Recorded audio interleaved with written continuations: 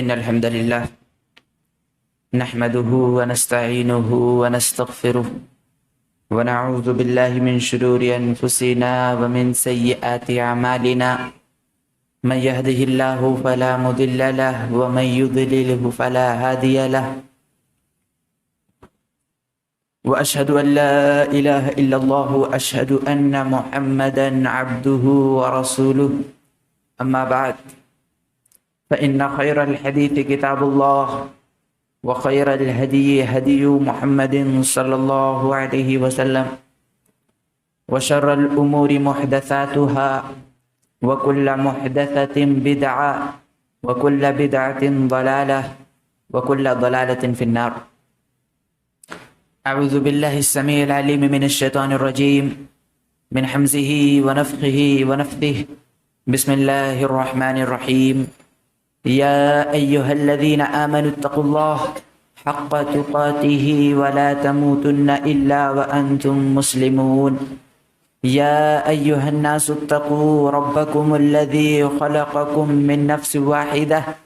وخلق منها زوجها وبث منهما رجالا كثيرا ونساء واتقوا الله الذي تساءلون به والأرحام إن الله كان عليكم رقيبا. يا أيها الذين آمنوا اتقوا الله وقولوا قولا سديدا يصلح لكم أعمالكم ويغفر لكم ذنوبكم ومن يطع الله ورسوله فقد فاز فوزا عظيما. وقال تعالى في موضع آخر النار يعرضون عليها غدوا وعشيا ويوم تقوم الساعة أدخلوا آل فرعون أشد العذاب.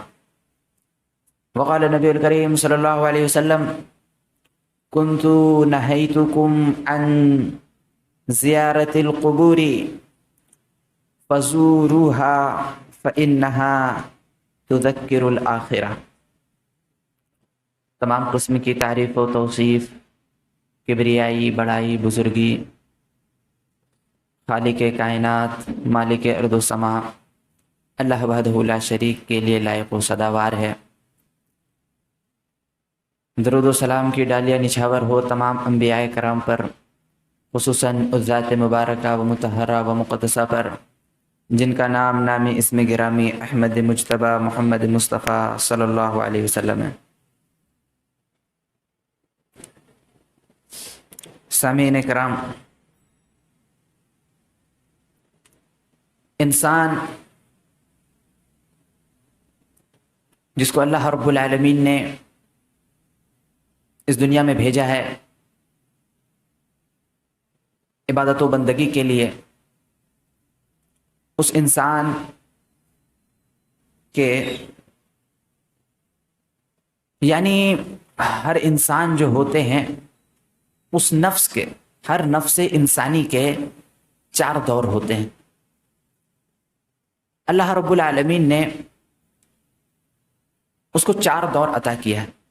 پہلا دور جو ہوتا ہے وہ ماں کے پیٹ میں، وہاں پر اس کی سوچ سمجھ بوجھ کچھ نہیں ہوتی، وہ ماں کے پیٹ میں پڑا رہتا ہے، اور اس کی عرصہ کچھ زیادہ نہیں ہوتی، کم مدت تک ہوتی ہے۔ لیکن اس کا دوسرا عرصہ، اس کا دوسرا دور دنیاوی زندگی،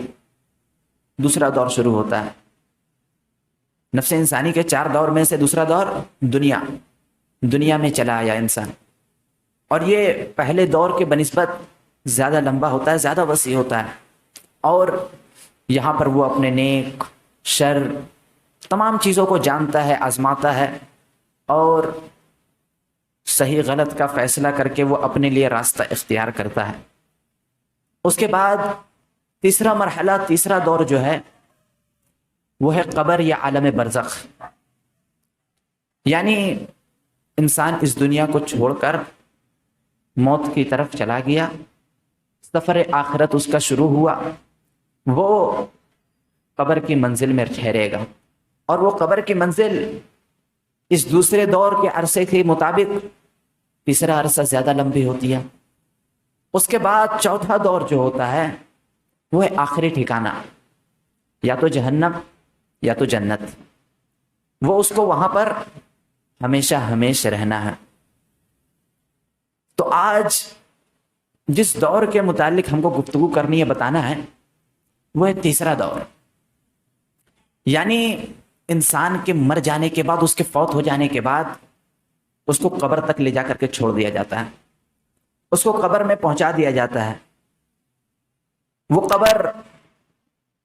جس سے ہر انسان، ہر شخصیت مسلمان میں سے جسے اللہ رب العالمین نے،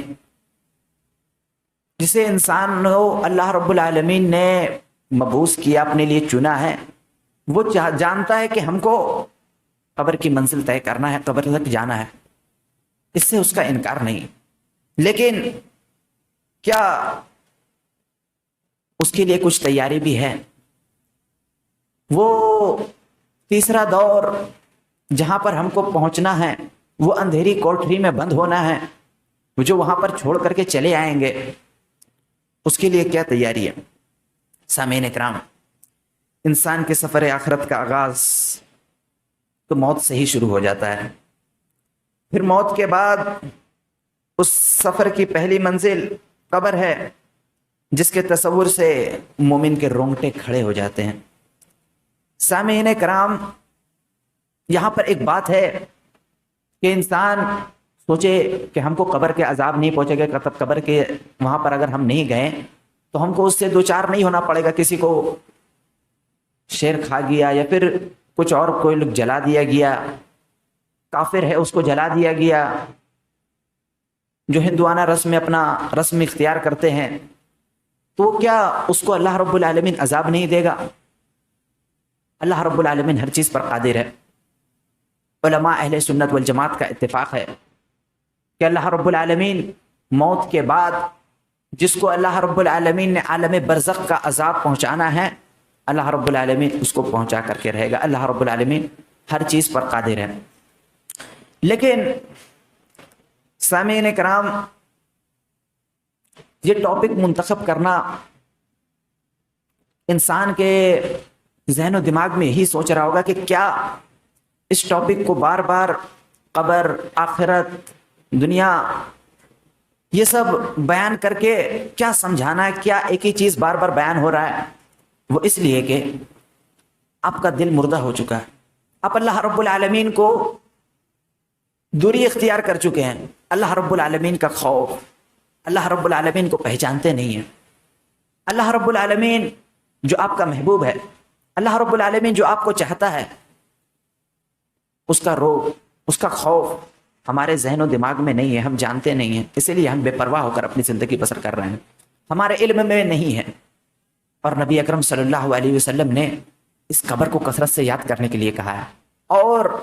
نبی اکرم صلی اللہ علیہ وسلم کا فرمان ہے، کنت نہیتکم عن زیارت القبور۔ جب لوگ پہلے اسلام میں داخل ہوئے تھے تو نبی اکرم صلی اللہ علیہ وسلم نے قبر کی زیارت کرنے سے منع کیا تھا، اس وجہ سے کہ وہ قبروں کو مجاور بننا بچ جائے، قبروں کی پوجا پاٹ شروع کرنا نہ لگ جائے، اس وجہ سے نبی اکرم صلی اللہ علیہ وسلم نے لوگوں کو سب سے پہلے روکا تھا۔ لیکن جب ایمان پختہ ہو گیا، ایمان لوگوں کے ذہن و دماغ میں سما گیا، اس کے بعد نبی اکرم صلی اللہ علیہ وسلم نے لوگوں کو کہا فزوروہا، اس کی زیارت کرو۔ کثرت سے نبی اکرم صلی اللہ علیہ وسلم نے زیارت کرنے کا حکم دیا کہ وہاں پر جاؤ، اس لیے کہ فإنها تذکر الآخرہ، اس لیے کہ وہ آخرت کو یاد دلاتی ہے، موت کو یاد دلاتی ہے۔ وہاں جائے گا انسان، پہنچے گا تو انسان جانے گا، اس کو اپنی دنیاوی زندگی میں روپیہ، پیسہ، دولت، عزت، شہرت، ان تمام چیز کی زندگیوں میں مگن کھویا ہوا ہے، لیکن جب وہ جہاں جائے گا، دیکھے گا، زیارت کرے گا، قبر میں لوگوں کو دیکھے گا، تو اس کی اوقات یاد آئے گی، اس کو پتہ چلے گا کہ ہم بھی ایک دن یہاں پر آنے والے ہیں، جس کا انکار انسان کے ذہن و دماغ سے خارج چیز ہے۔ یہ قبر انسان کے ذہن و دماغ میں اگر سوچے کہ قبر کیا چیز ہے، اس کا مطالعہ کرے، اس کا پڑھے، قبر میں پہنچنے کے بعد کیا ہوتا ہے۔ آئیے حضرت عثمان رضی اللہ تعالیٰ عنہ کے غلام ہانی رضی اللہ تعالیٰ عنہ بیان کرتے ہیں کہ حضرت عثمان رضی اللہ تعالیٰ عنہ جب قبر کے پاس کھڑے ہوتے ہیں، جب قبر کے پاس کھڑے ہوتے تو اتنا روتے کہ ان کی داڑھی مبارک بھیگ جاتی۔ ان سے سوال کیا گیا کہ عثمان رضی اللہ تعالیٰ عنہ، جب آپ سے جنت کا تذکرہ کیا جاتا ہے، جب آپ سے جہنم کا تذکرہ کیا جاتا ہے تو آپ اتنا نہیں روتے، جب کہ قبر کے پاس پہنچتے، قبر کا یاد دلائی جاتی ہے، آپ کو قبر کے بارے میں بیان کیا جاتا ہے تو آپ اتنا روتے ہیں؟ تو عثمان رضی اللہ تعالیٰ عنہ کہتے ہیں کہ میں نے نبی اکرم صلی اللہ علیہ وسلم کو فرماتے ہوئے سنا ہے، ان القبر اول منازل الاخرہ، کہ بے شک قبر آخرت کی منزلوں میں سے سب سے پہلی منزل ہے۔ قبر جو ہے آخرت کی منزل ہے اور منزلوں میں سب سے پہلی منزل ہے۔ اور آگے فرماتے ہیں نبی اکرم صلی اللہ علیہ وسلم، فَإِن نَجَا مِنْهُ أَحَدٌ فَمَا بَعْدَهُ أَيْسَرُ مِنْهُ، کہ اگر اس میں کوئی شخص نجات پا گیا، اس سے بچ گیا، فَمَا بَعْدَهُ أَيْسَرُ مِنْهُ، تو اس کے بعد کی زندگی جو ہے، اس کے بعد والی چیز بھی اس کے لیے آسان کر دی جائے گی۔ وَإِن لَمْ يَنْجِ مِنْهُ، اگر وہ اس میں نجات نہیں پایا، قبر میں گیا اور اسے عذاب نے لپیٹ لیا، تو نبی اکرم صلی اللہ علیہ وسلم فرماتے ہیں فما بعدہ اشد منہ، اس کے بعد کی بھی زندگی جو ہوگی وہ اس سے کئی زیادہ سخت اس کے لیے گزرے گی۔ یہ ترمذی کی روایت ہے۔ عذاب قبر برحق ہے، عذاب قبر برحق ہے، اس کو ہر انسان کو اپنے ذہن و دماغ میں بسا لینا چاہیے کہ انسان، اللہ رب العالمین قبر کو عذاب اللہ رب العالمین دینے والا ہے، جو اپنے لیے کار خیر انجام نہیں دے رہے ہیں۔ نبی اکرم صلی اللہ علیہ وسلم کا فرمان ہے، بخاری کی روایت ہے، اذا وضعت الجنازۃ فاحتملها الرجل على اعناقه، کہ جب جنازے کو رکھ دیا جاتا ہے، اس کو تیار کر کے اس کو رکھ دیا جاتا ہے، فاحتملها الرجل على اعناقهم، اس کے بعد آدمی، اس کا بھائی، تمام لوگ اس کو کاندھے میں لے کر جب چل رہے ہوتے ہیں، اس کو قبر تک لے جا رہے ہوتے ہیں، فَإِن كَانَتْ صَالِحَةً، اگر وہ جنازہ، وہ میت نیک رہتا ہے، صالح عمل والا رہتا ہے، قالت، وہ کہتا ہے، قدمونی قدمونی، جلدی کرو جلدی کرو، مجھے اپنے منزل مقصود تک لے کر چلو، جلدی، اس کو جلدی چھائی ہوئی رہتی ہے کہ مجھ کو یہاں سے جلدی رخصت کرو، مجھ کو اپنے وہاں جانا ہے، اور جلدی جلدی اپنے حساب و کتاب کا سوال و جواب کا دے کر کے ہم کو اپنے لیے راستہ اختیار کرنا ہے۔ اور فرماتے ہیں نبی اکرم صلی اللہ علیہ وسلم، وَإِن كَانَتْ غَيْرُ صَالِحَةٍ، اگر وہ شخص نیک نہ ہو، بد عمل والا ہو، غیر صالحۃ، قالت، تو وہ کہتا ہے، جب اس کو جنازہ کے لے کر کے چلا جاتا ہے تو وہ کہتا ہے، یا ویلھا این یذھبون بھا، ہائے افسوس، ہائے خرابی، یا ویلھا، ہائے خرابی، این تذھبون بھا، تم لوگ ہم کو کہاں لے جا رہے ہو، تم لوگ ہم کو کہاں لے کر کے جا رہے ہو۔ اور یسمع صوتها کل شیء الا احد الانسان، وہ جو میت چیختا ہے، چلاتا ہے کہ مجھ کو کہاں لے کر کے جا رہے ہو، ہائے افسوس، اس کے بارے میں نبی اکرم صلی اللہ علیہ وسلم فرماتے ہیں، یسمع صوتها، اس کی جو آواز ہوتی ہے چلانے کی، کل شیء، ہر چیز سن رہی ہوتی ہے،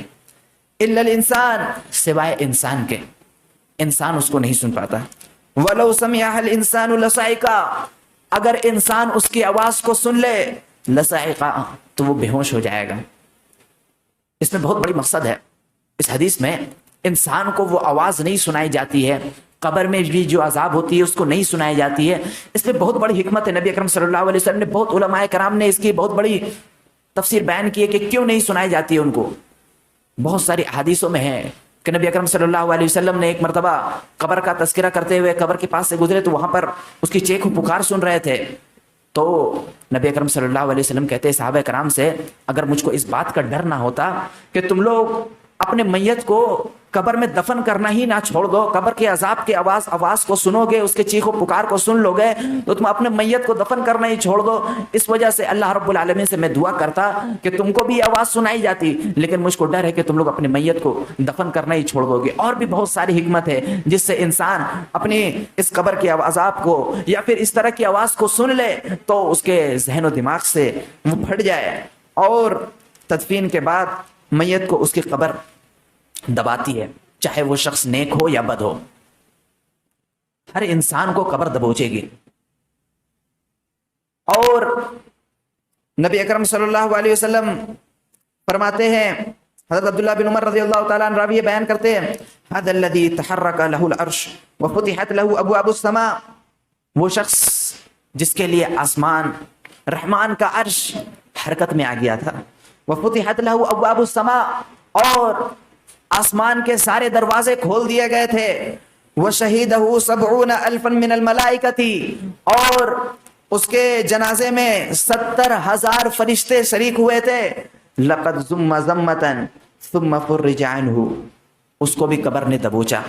اس کے بعد اس کو چھوڑ دیا۔ یہ کون ہے؟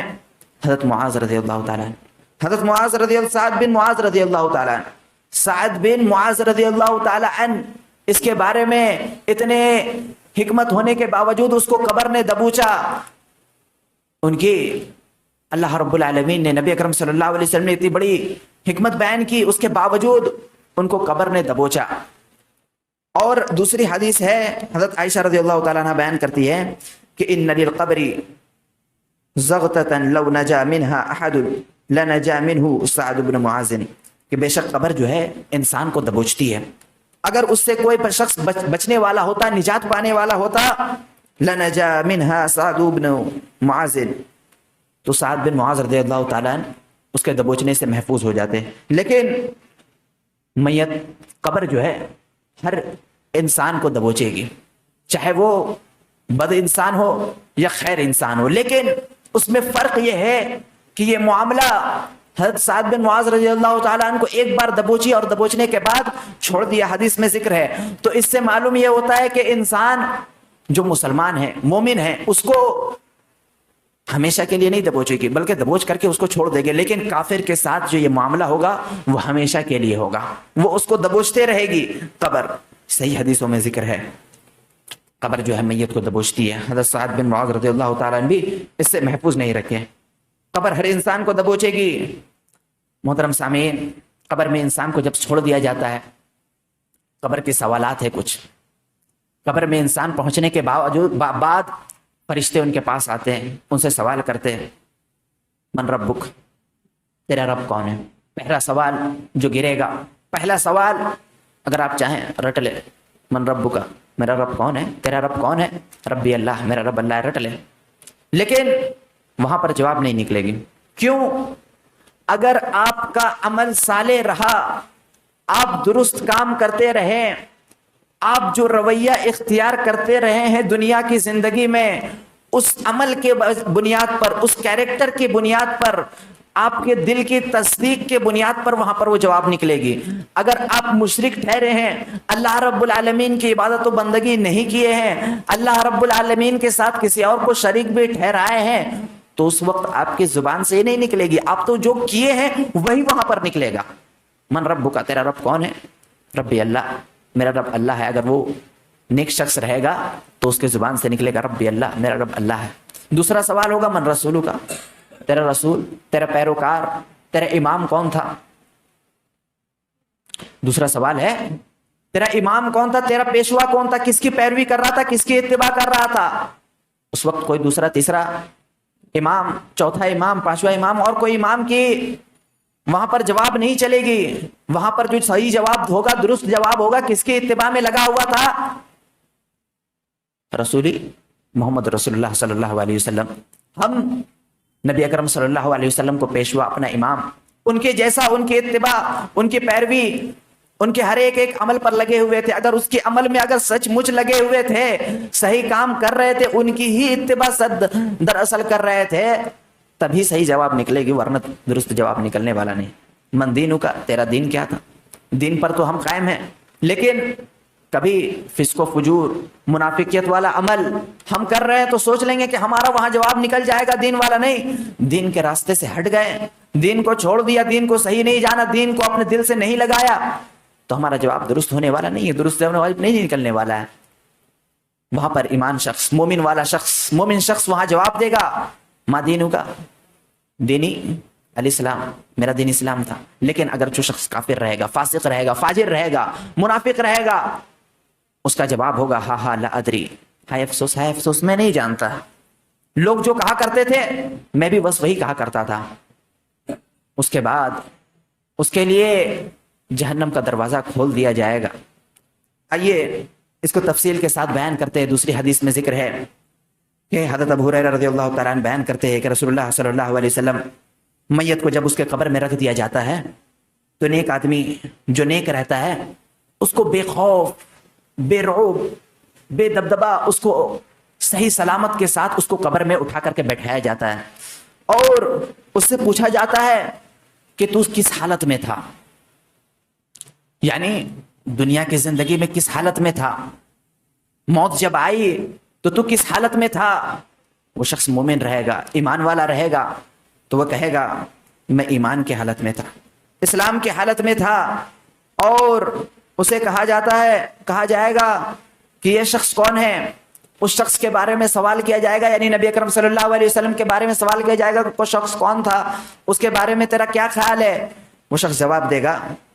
کہ وہ محمد رسول اللہ صلی اللہ علیہ وسلم جو اللہ کے بندے ہیں اور اس کے رسول ہیں، آپ ہمارے پاس اللہ رب العالمین کی نشانیاں لے کر کے آئے تھے نبی اکرم صلی اللہ علیہ وسلم، سو ہم نے ان کی تصدیق کی۔ پھر اس سے کہا جائے گا کیا تم نے اللہ کو دیکھا ہے؟ وہ کہے گا نہیں، اللہ رب العالمین کو کیسے ہم دیکھ سکتے ہیں، یہ تو کسی لائق نہیں کہ وہ اللہ رب العالمین کو دیکھے۔ پھر اس کے بعد اس کو جہنم کی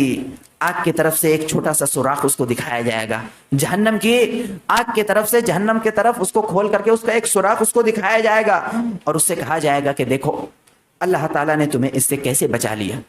یعنی اس کو جہنم کا منظر دکھایا جائے گا اور دکھانے کے بعد کہا جائے گا تمہارے نیکی کی وجہ سے تم کو اللہ رب العالمین نے جہنم سے بچا لیا۔ اس کے بعد فرشتے اس کو جنت کی طرف ایک چھوٹا سا سوراخ کریں گے،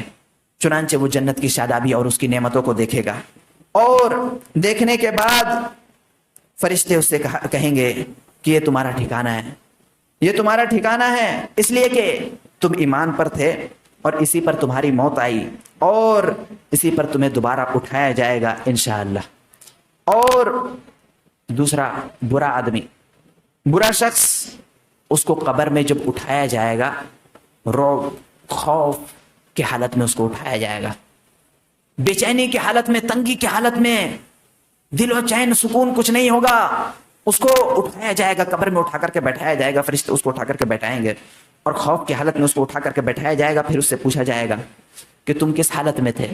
یعنی دنیا کی زندگی میں کیا کر رہے تھے، کس حالت میں تھے، تمہارا عمل کیا تھا اور کس حالت میں تمہاری موت آئی، تم کیا کر رہے تھے۔ وہ کہے گا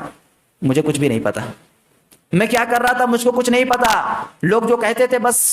ہم اس کو سنتے تھے، ہم بھی وہی کرتے تھے، وہی کرتے ہوئے چلے آئے ہیں، وہی کر رہے ہیں بس، اور کچھ نہیں۔ پھر اس سے پوچھا جائے گا اس شخص کے بارے میں، نبی اکرم صلی اللہ علیہ وسلم کے بارے میں، وہ کون تھے۔ وہ کہے گا مجھ کو کچھ نہیں پتا، میں نے لوگوں سے سنا تھا، وہ جو کہتے تھے میں نے بھی وہی کہہ دیا بس۔ پھر اس کے لیے جنت کی طرف ایک چھوٹا سا سوراخ کیا جائے گا، اس کو جنت کی شادابی اور اس کی نعمتیں اس کے سامنے دکھائی جائے گی اور اس سے کہا جائے گا کہ دیکھ اللہ رب العالمین نے تجھ کو کس طرح اس سے پھیر دیا، اس سے ہٹا دیا، اتنی بڑی دولت، اتنی بڑی نعمت، اتنی بڑی عظمت سے اللہ رب العالمین نے تجھ کو دور کر دیا، ہمکنار کر دیا، الگ کر دیا۔ اور پھر اس کے بعد اس کو جہنم کی طرف آگ کا دروازہ اس کی طرف ایک کھولا جائے گا، ایک سوراخ کیا جائے گا جہنم کا، اس کو جہنم کی طرف دکھایا جائے گا جس کے شعلے ایک دوسرے کو پھاڑ رہے ہوں گے اور بہت ہی ڈراؤنا منظر ہوگا، وہ اس کو دیکھے گا۔ اس کے بعد فرشتے اس سے کہیں گے کہ تمہارا ٹھکانہ یہ ہے، اس وجہ سے کہ تم دنیا میں شک میں تھے، اللہ رب العالمین پر اعتماد نہیں تھا، اور تمہاری موت جب آئی تو اسی حالت میں تمہاری موت بھی آئی، اور اسی پر تمہیں انشاءاللہ کل قیامت کے روز اب دوبارہ اٹھایا جائے گا، یعنی اس کو وہیں پر چھوڑ دیا جائے گا۔ یہ ہوگا منظر قیامت کے بارے میں، یہ قبر میں ان کو پہنچا کر کے یہ منظر ہونا ہے انسان کے ساتھ، چاہے وہ نیک انسان ہو تو اس کے ساتھ اس طرح والا معاملہ ہوگا، اور اگر وہ شخص بد ہو، برا ہو، تو اس کے ساتھ وہ دوسرا والا جہنم والا معاملہ ہوگا۔ محترم سامعین، میت کو اس کا ٹھکانہ قبر میں جب اس کو رکھ دیا جاتا ہے تو اس کا ٹھکانہ جو ہے اس کو صبح شام دکھایا جاتا ہے۔ حضرت عبداللہ بن عمر رضی اللہ تعالیٰ عنہ بیان کرتے ہیں کہ رسول اللہ صلی اللہ علیہ وسلم نے فرمایا ان احدکم اذا مات عرض علیہ مقعدہ بالغداتی والعشی، کہ جب تم میں سے کوئی شخص مر جاتا ہے، اس کو قبر میں چھوڑ دیا جاتا ہے، مر جاتا ہے، وہ قبر میں پہنچ جاتا ہے یا پھر ادھر ادھر چیرو پھاڑ کر کے اس کو کوئی ختم کر دیتا ہے، اس کے باوجود اس کو اللہ رب العالمین صبح شام اس کا ٹھکانہ اس کے سامنے پیش کرتا ہے۔ ان کان من اہل الجنہ، اگر وہ جنت والوں میں سے ہو، فمن اہل الجنتی وان کان من اہل النار،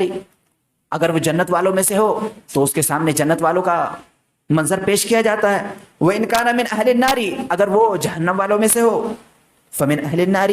اور اس کے سامنے جہنم کا منظر پیش کیا جاتا ہے۔ ھذا یقال، اور اس سے کہا جاتا ہے، ھذا مقعدک حتی یبعثک اللہ الیہ یوم القیامۃ، کہ یہ تمہارا ٹھکانہ ہے۔ جنت والا ہے تو جنت کا منظر دکھا کر کے ان سے کہا جاتا ہے کہ یہ تمہارا ٹھکانہ ہے، اور جہنم والا ہے تو جہنم کا منظر ان سے دکھا کر کے کہا جاتا ہے کہ یہ تمہارا ٹھکانہ ہے۔ اللہ رب العالمین قیامت کے روز تمہیں اسی حالت میں اٹھائے گا، اور قرآن میں ہے اللہ رب العالمین نے فرمایا النار یعرضون علیہا غدوا وعشیا، فرعونیوں پر، فرعون والوں پر النار یعرضون علیہا، اس کے قبر میں جہنم کو پیش کیا جاتا ہے، یعرضون علیہا، اس پر جہنم کو پیش کیا جاتا ہے، النار یعرضون علیہا غدوا وعشیا، صبح و شام۔ اس سے